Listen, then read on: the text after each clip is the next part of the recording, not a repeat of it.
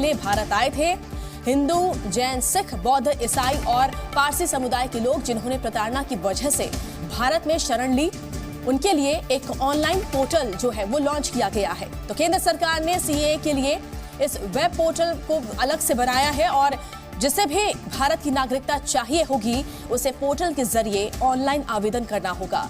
CAA notify होने के बाद वेब पोर्टल लाइव हो गया है। तो पोर्टल का नाम जो है इंडियन सिटीजनशिप online.nic.in है और इस पर आवेदन किया जा सकता है।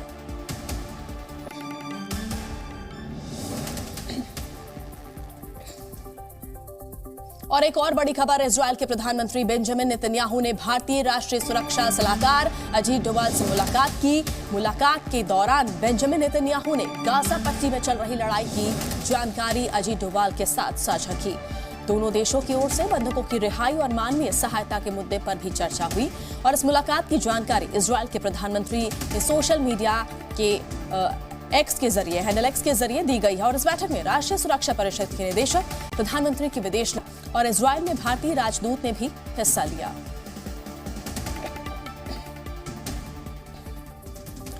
और आइए अब नजर डाल लेते हैं 100 बड़ी खबरों पर। आज गुजरात दौरे पर जाएंगे पीएम मोदी। 85,000 करोड़ से अधिक की रेल परियोजनाओं की रखेंगे आधारशिला।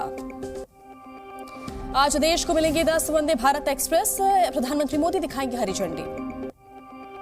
अहमदाबाद में साबरमती आश्रम जाएंगे पीएम मोदी। खुशरब आश्रम का करेंगे उद्घाटन। गांधी आश्रम स्मारक का मास्टर प्लान भी करेंगे लॉन्च।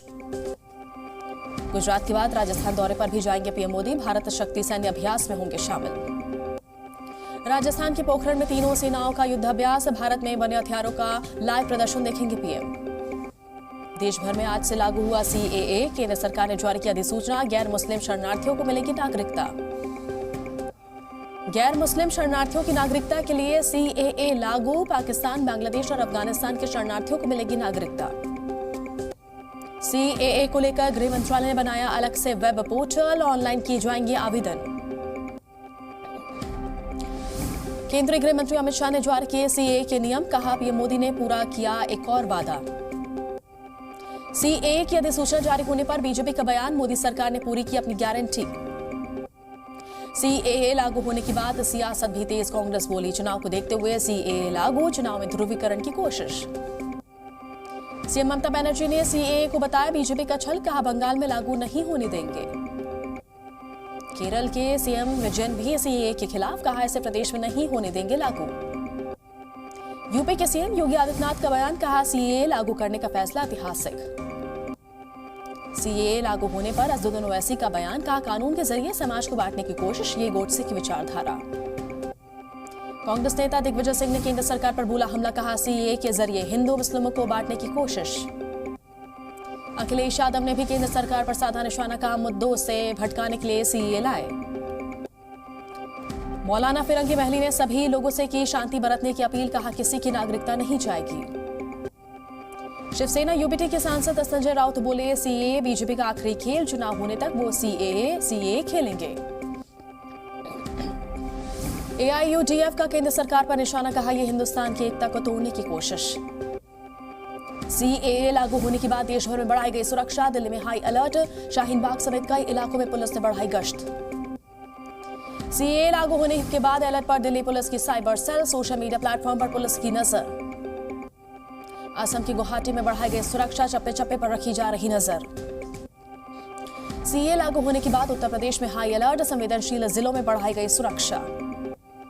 दिल्ली में पाकिस्तानी हिंदू शरणार्थी कैंप में खुशी की लहर। लोगों ने ढोल नगाड़े बजाकर मनाया जश्न। बीजेपी आज जारी कर सकती है दूसरी लिस्ट। उम्मीदवारों की सूची तय करने के लिए हुई बीजेपी केंद्रीय चुनाव समिति की बैठक। कल हुई बीजेपी सीईसी की बैठक में 99 सीटों पर उम्मीदवारों के नामों पर हुई चर्चा। सूत्रों के हवाले से खबर। आज आ सकती है कांग्रेस उम्मीदवारों की दूसरी सूची। कांग्रेस सीईसी की बैठक में करीब 50 सीटों पर बनी सहमति। अशोक गहलोत और सचिन पायलट नहीं लड़ेंगे लोकसभा का चुनाव। सूत्रों के हवाले से खबर। कमलनाथ ने भी किया इनकार। पार्टी लड़ाना चाहती थी चुनाव। छिंदवाड़ा से चुनाव लड़ेंगे कमलनाथ के बेटे नकुलनाथ। सीईसी की बैठक में मिली मंजूरी। सूत्रों के हवाले से खबर। आज तेलंगाना दौरे पर केंद्रीय गृह मंत्री अमित शाह हैदराबाद में कार्यकर्ताओं को करेंगे संबोधित।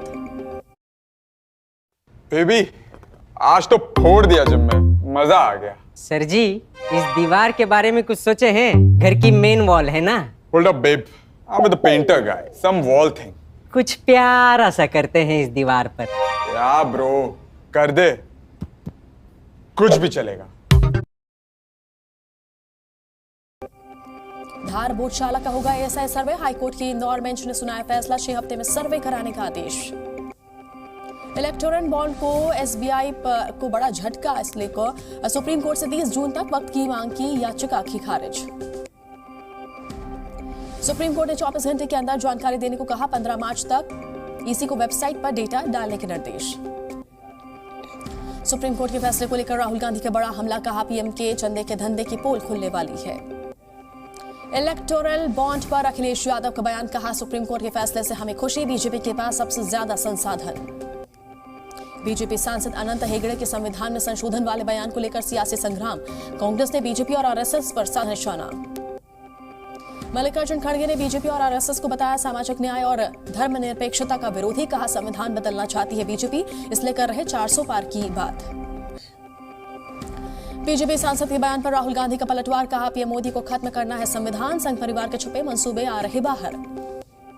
बीजेपी नेता के बयान के खिलाफ आज से देश भर में विरोध प्रदर्शन करेगी कांग्रेस। दिल्ली के जंतर मंतर से होगी प्रदर्शन की शुरुआत। 3 दिन के जम्मू कश्मीर दौरे पर मुख्य चुनाव